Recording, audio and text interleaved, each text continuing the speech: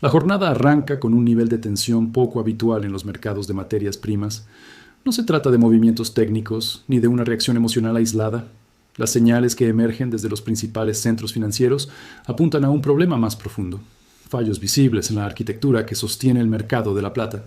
Desde primera hora, la volatilidad se concentra en los contratos vinculados al metal, con variaciones que superan ampliamente los rangos normales de negociación. Las mesas de riesgo ajustan modelos en tiempo real. Los intermediarios elevan exigencias de garantías y las cámaras de compensación activan protocolos internos que solo se utilizan cuando la estabilidad del sistema entra en cuestión. Este no es un día más de mercado. Es una sesión en la que las reglas habituales empiezan a tensionarse. Lo relevante no es únicamente el movimiento del precio, sino la velocidad y la profundidad del desequilibrio. Cuando un activo estratégico como la plata experimenta cambios abruptos en un entorno altamente apalancado, el problema deja de ser individual y pasa a ser institucional. Cada dólar de variación impacta directamente en balances, márgenes y obligaciones cruzadas entre fondos, bancos y bolsas de derivados.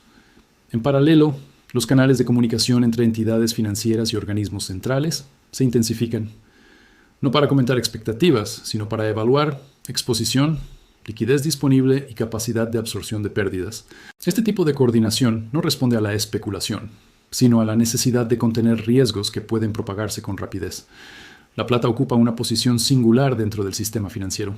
Es un activo financiero, un insumo industrial y un componente estratégico. Esa triple naturaleza hace que cualquier dislocación afecte a múltiples capas del mercado al mismo tiempo. Cuando el estrés aparece de forma simultánea en derivados, financiación y disponibilidad física, el mensaje es claro: el sistema está operando al límite de su diseño. En FinanceX analizamos estas jornadas no como episodios excepcionales, sino como momentos reveladores. Son los días en los que el mercado muestra sus verdaderas costuras. La tensión que hoy se percibe no surge de la nada. Es el resultado acumulado de años de apalancamiento, concentración de posiciones y confianza excesiva en que la liquidez siempre estará disponible cuando se la necesite. La quiebra de un gran fondo suele presentarse en los titulares como un error de gestión, una mala lectura del mercado o un exceso de confianza. Sin embargo, cuando hablamos de posiciones de gran tamaño en mercados altamente apalancados, la realidad es muy distinta. En estos casos, la pérdida deja de ser un problema interno y se transforma en un riesgo compartido por todo el sistema. Un fondo grande no opera en aislamiento. Está conectado a brokers primarios, bancos de inversión, cámaras de compensación y, en última instancia, al núcleo del sistema financiero. Cada operación se apoya en crédito, garantías y promesas de pago cruzadas. Cuando una posición alcanza un volumen desproporcionado, el fallo de una sola pieza compromete a todas las demás. El problema no es únicamente el tamaño de la pérdida, sino su velocidad.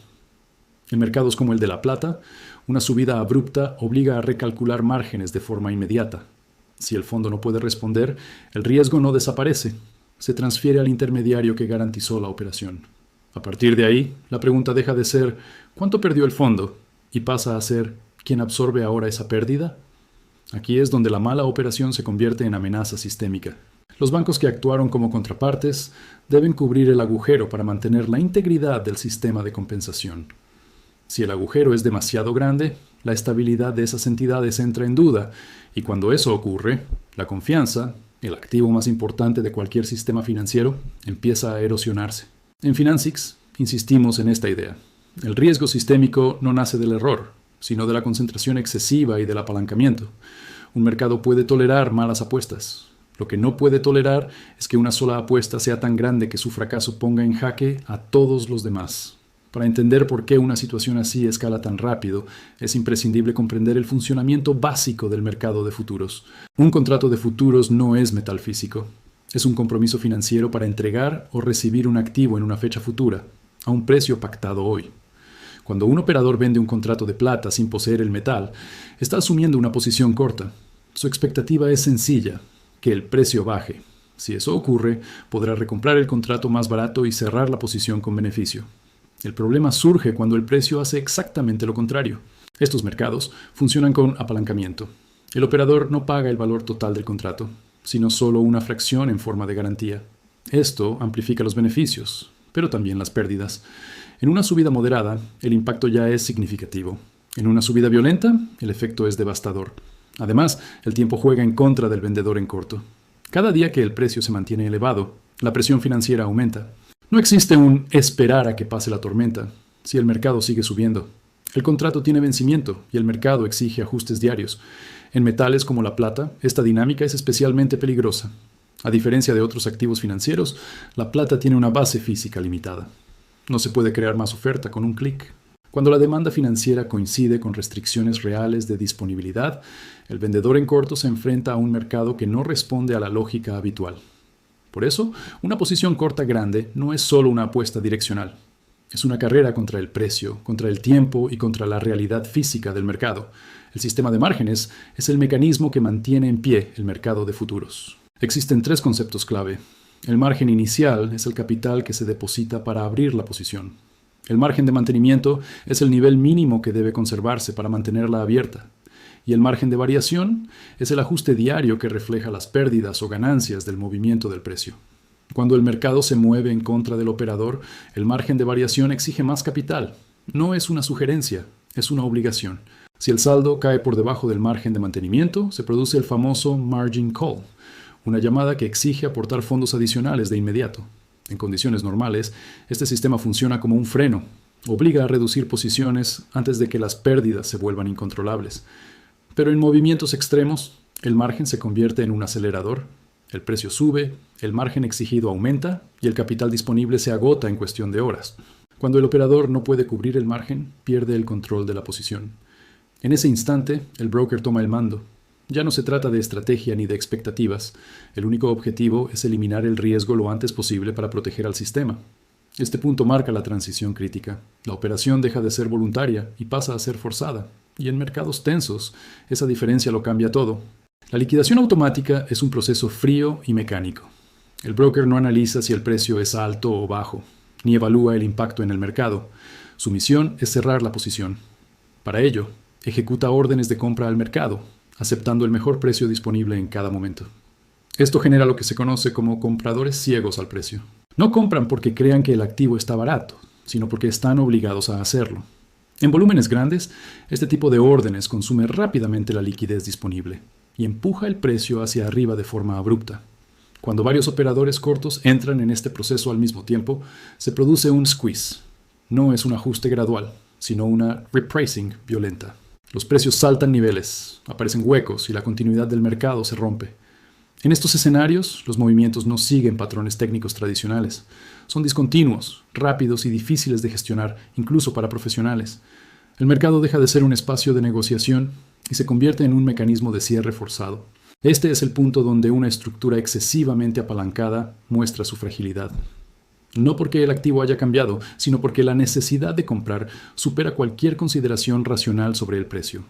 En Financics, este es el momento que define si un mercado absorbe el shock, o si el shock termina redefiniendo al mercado. Uno de los errores más comunes al analizar movimientos extremos es asumir que el precio que aparece en pantalla representa una realidad sólida y negociable.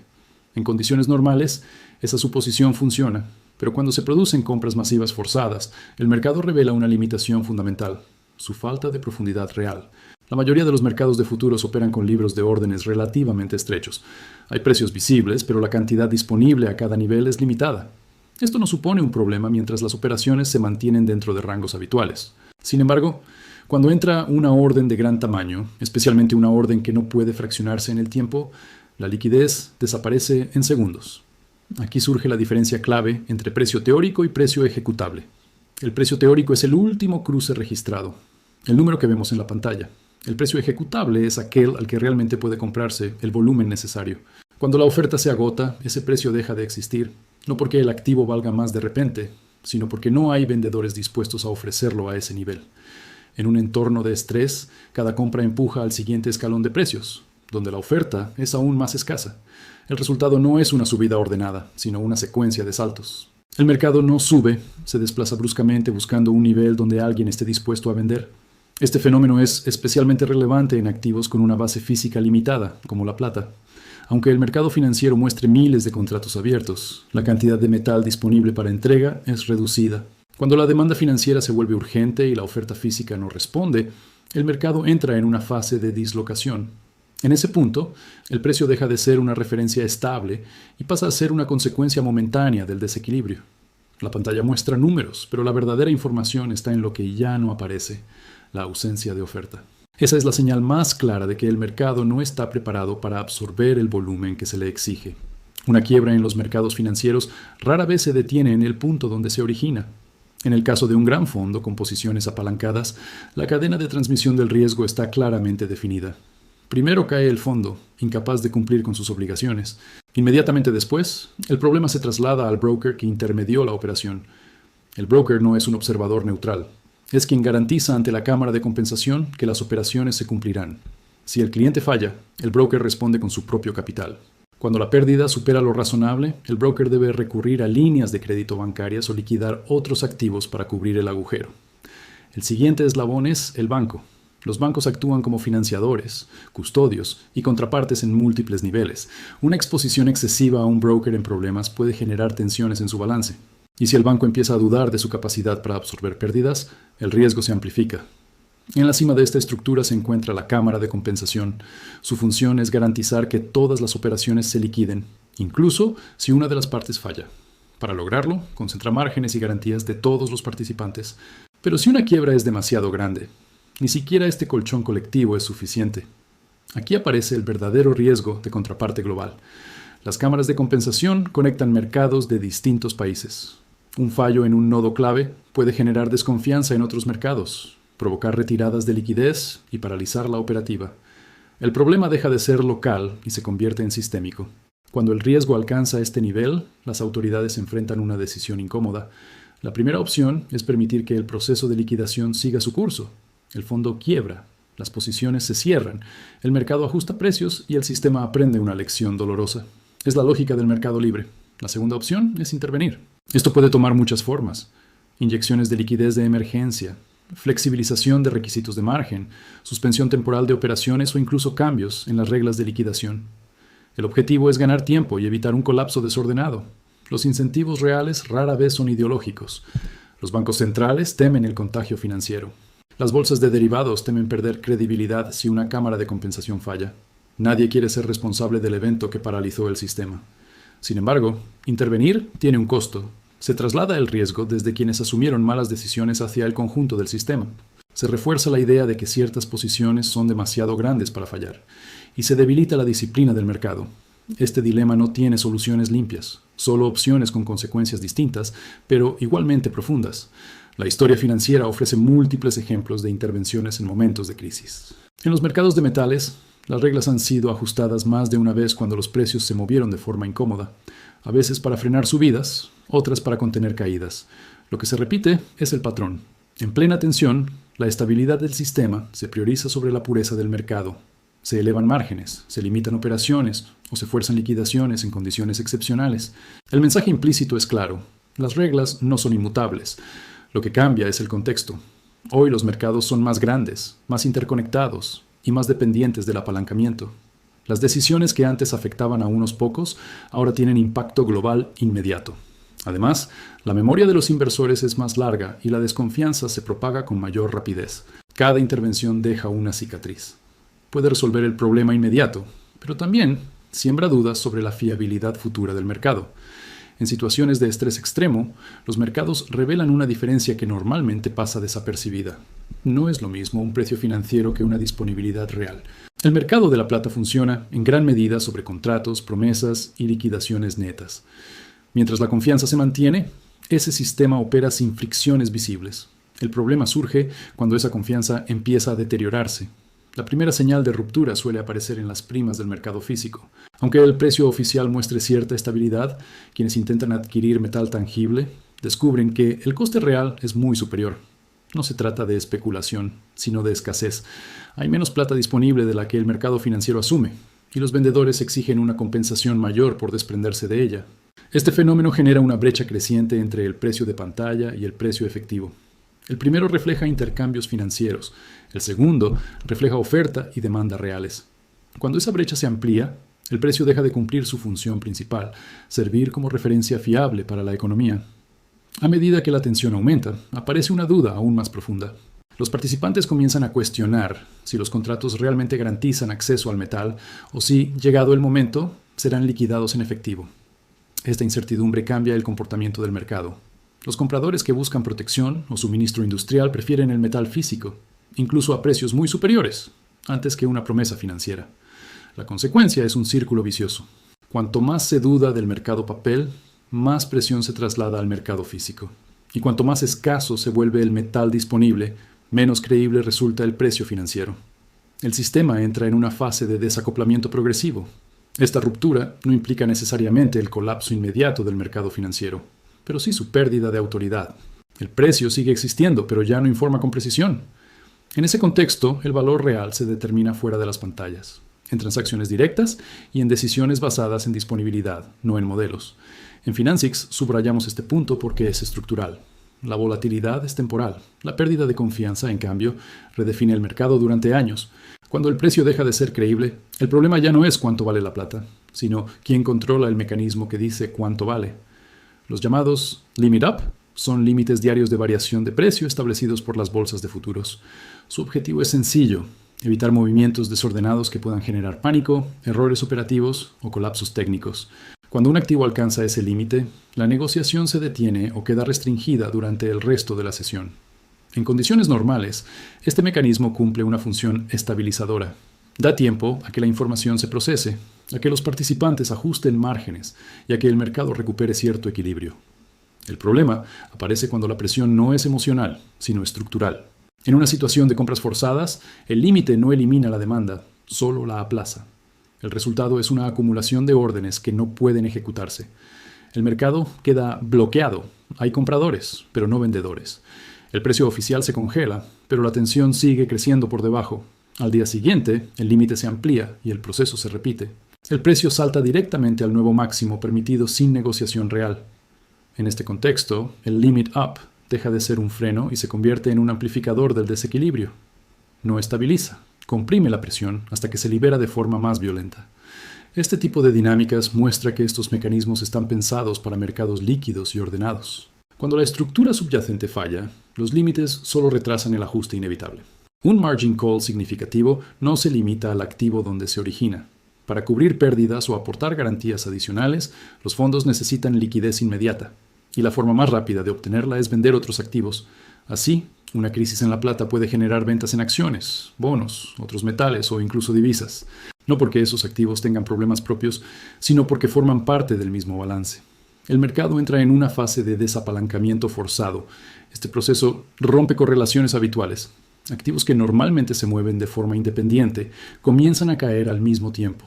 La prioridad ya no es optimizar la cartera, sino sobrevivir. Se vende lo que se puede, no lo que se quiere.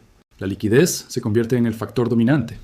Los activos más líquidos suelen ser los primeros en sufrir ventas, incluso si son de alta calidad. Este efecto explica por qué crisis localizadas pueden convertirse rápidamente en episodios de estrés generalizado. En Financics insistimos en este punto. Los mercados modernos están interconectados por el crédito. Cuando una pieza grande se tensiona, todo el sistema siente el impacto. Más allá de los modelos y los algoritmos, las crisis se deciden por personas. Gestores, reguladores y ejecutivos se enfrentan a cifras que superan cualquier escenario previsto. Las pérdidas no son abstractas, afectan a carreras, reputaciones y estabilidad institucional. Bajo ese nivel de presión, las decisiones cambian. Se prioriza el corto plazo, se busca ganar tiempo y se evita ser el responsable de un colapso visible. La racionalidad perfecta desaparece y entra en juego el miedo al error irreversible. Los reguladores no piensan solo en el mercado afectado, sino en el mensaje que envían. Los bancos evalúan no solo su exposición directa, sino cómo serán percibidos por otros actores. La psicología colectiva se vuelve tan importante como los números. Este factor humano explica por qué muchas decisiones parecen contradictorias desde fuera. No responden a un modelo ideal, sino a la gestión del riesgo bajo estrés extremo. Para quienes operan con derivados o ETFs apalancados, estos entornos son especialmente peligrosos. El apalancamiento amplifica movimientos pequeños y puede destruir una posición incluso si la dirección a largo plazo es correcta. En mercados dislocados, los precios no se mueven de forma continua. Hay huecos, suspensiones y cambios abruptos de reglas. Los stops no se ejecutan donde se esperan y la liquidez desaparece justo cuando más se necesita. Además, muchos productos financieros dependen de mecanismos internos de ajuste diario.